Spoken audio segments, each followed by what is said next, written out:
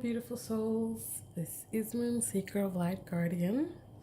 So today I'm doing an energy check-in on the Divine Feminine. We're going to look at where she is at in her headspace, heart space, and 3D space, as in the material world. We'll also look at the overall energy for the Divine Feminine. So I do use he and she for the Divine Feminine and the Divine Masculine. This is not gender based, that's just how I say it's easier for me. The Divine Feminine can be a male and Divine Masculine can be a female. It's whatever energy you resonate with. And also please remember, this is a general reading, so take what resonates and leave the rest. If you're interested in any of my decks here that I've created, the link is in the description box below. The only difference is the back of the cards. These ones have gold writing on it, but the new ones have white writing on it, so it's more legible, especially on these two cards. Okay, so let's get started.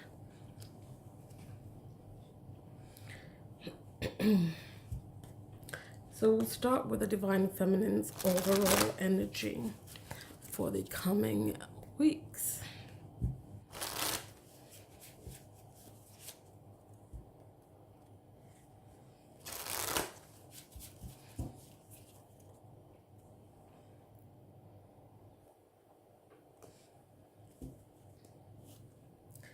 We have the Empress. This is so funny. I just did the excuse me, the Divine Masculine energy check-in for the next couple of weeks, and the first card I drew was the Emperor. This is of significance, I feel.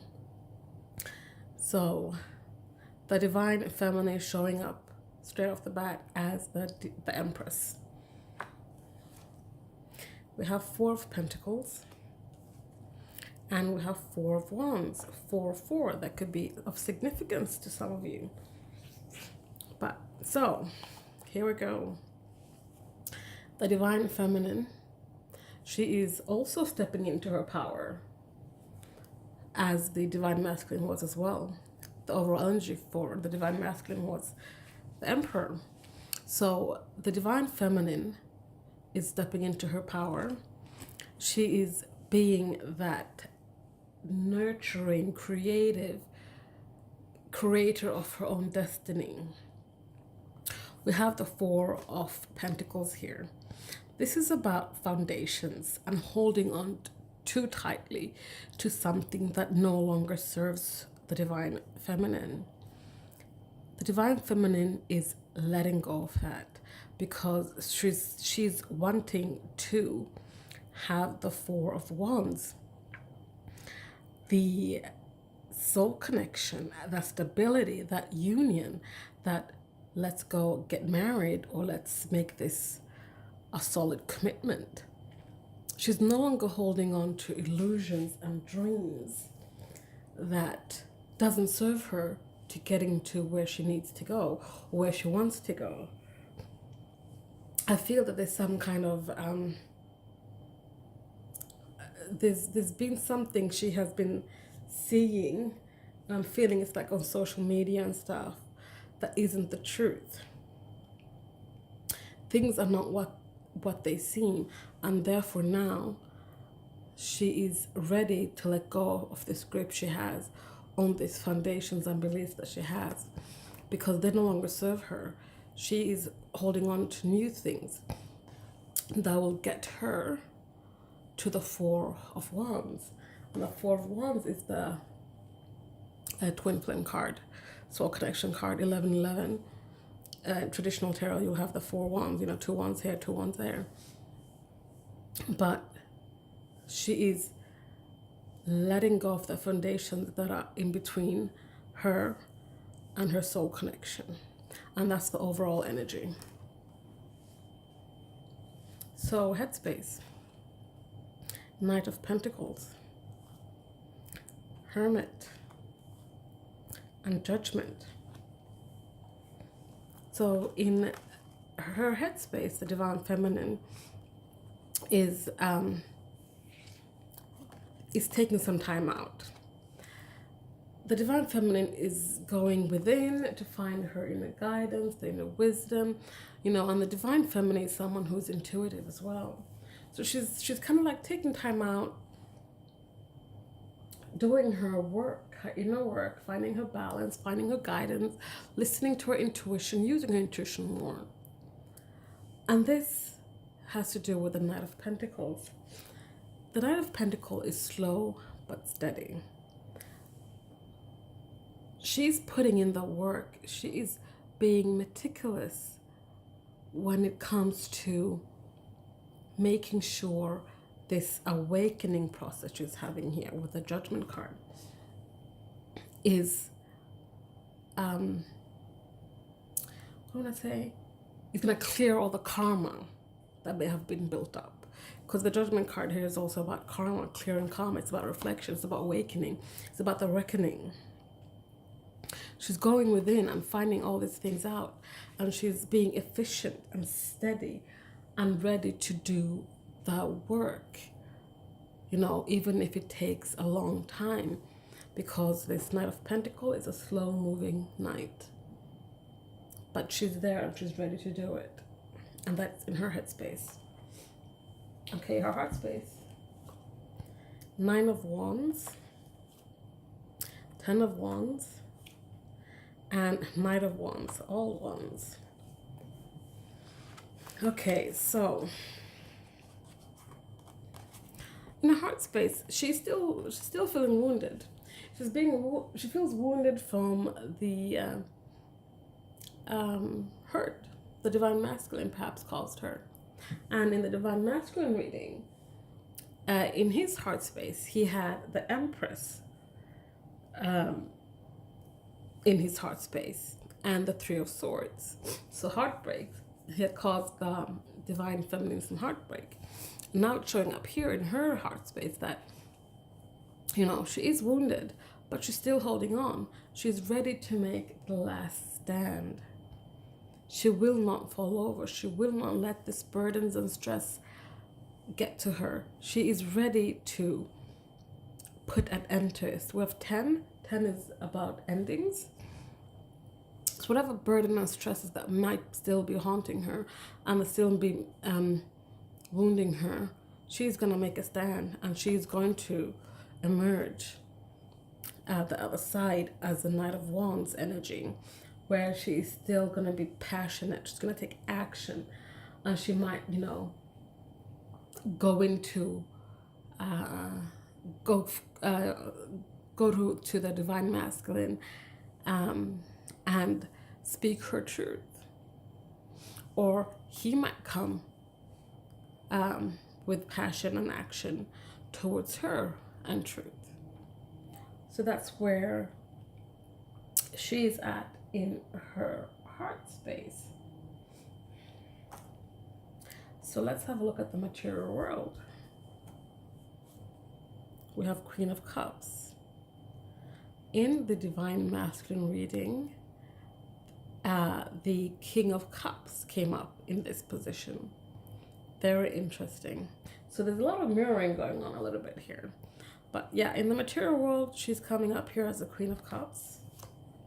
The Eight of Swords, which the divine masculine had in his heart space. And the Moonseeker, which is the Moon card. So in the material world, the divine feminine is also, she is in touch with her emotions. She has emotional maturity, but she's always had that. But she's also now more in tune with herself and being more intuitive, using her intuition more, being more compassionate, being more having that calm around her and having that calm like sweep over other people and calming them as well. She has that calming presence. She is also in the 3D world trapping herself. As in, I think she might, we had the Hermit card here as well. The divine feminine feels more that she's closing herself off to people and just being in her own space and just being with herself and her inner guidance and her work and only focusing on that. She might not be being socializing with friends and family. She may not be putting herself out there in terms of other situations. You know, she might not leave the house. She might not, you know, she might only be focusing on her healing, which is fine to an extent, but you don't close yourself off to the world while you heal. So she's also in this energy of trapping herself, basically. And then we have the Moonseeker. So she is also, you know, again, seeing illusions for what they are, seeing things for what they truly are. She is tapping into her intuition and shining light on the things that were dark before. Okay, so yeah, she is, you know, seeing the illusions that may have been presented to her. She's starting to see through them now. She is so in touch with her intuition that she knows deep down inside that this entrapment she's given herself in, this being trapped in her own head kind of thing, is an illusion. She's coming more and more into her power. So now let's have a look at the some messages from the I forgot my train of thought. Hold on one second. Okay, so messages from the Divine Feminine's higher self.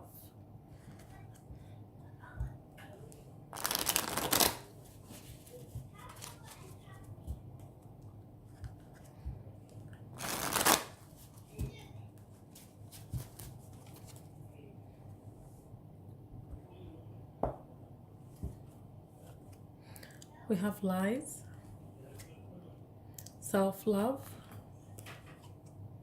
fruitful, reflection,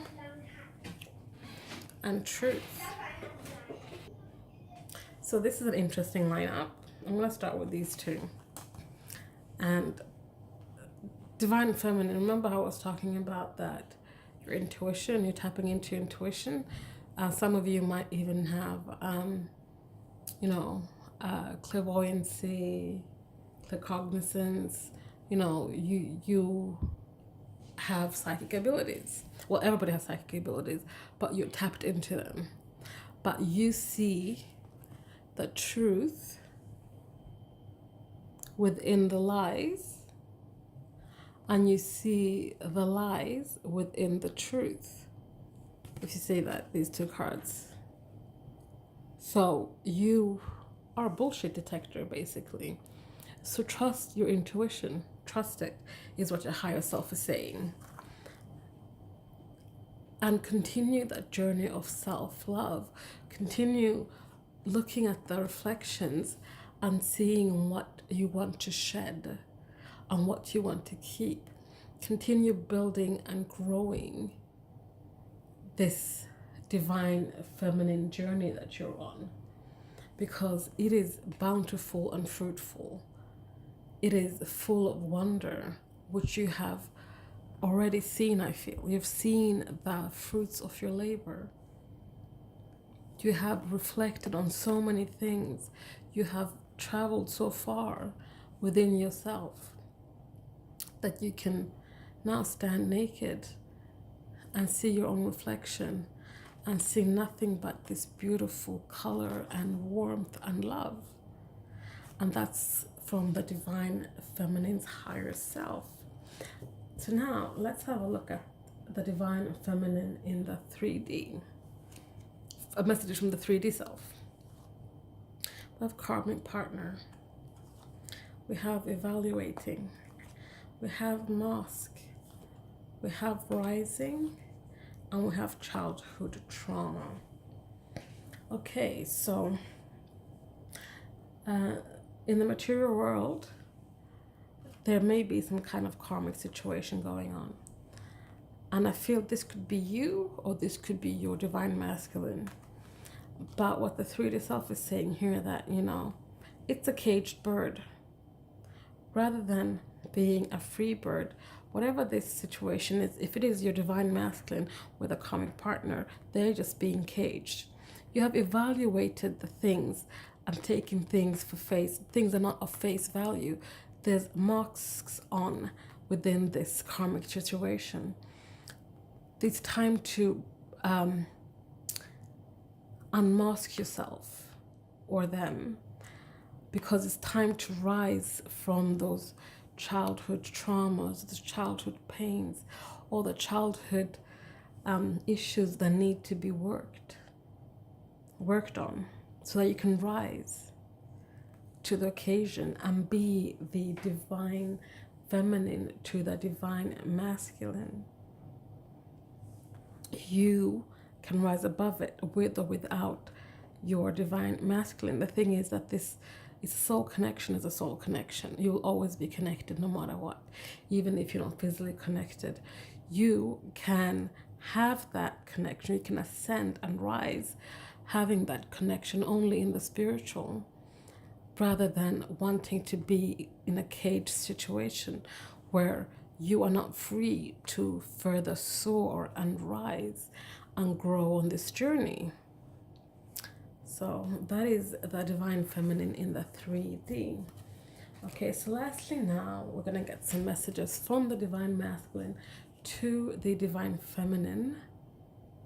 No, sorry, from the divine feminine to the divine masculine, that they want the divine masculine to know right now.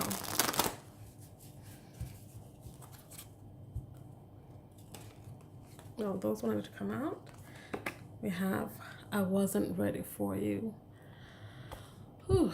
So this divine feminine is telling the divine masculine, they just weren't ready for you. They didn't see you coming. You were like something that fell out of the stars when they weren't looking, and all of a sudden you were there, and they weren't ready for it. They weren't ready for what happened next. Perhaps they didn't think they were going to fall for you as hard as they did.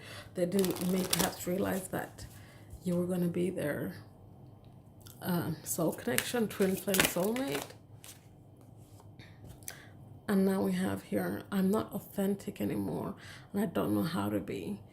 So the divine feminine is not totally her authentic self anymore. With you, she was. Now, rather than, I feel, being unauthentic, she has resorted to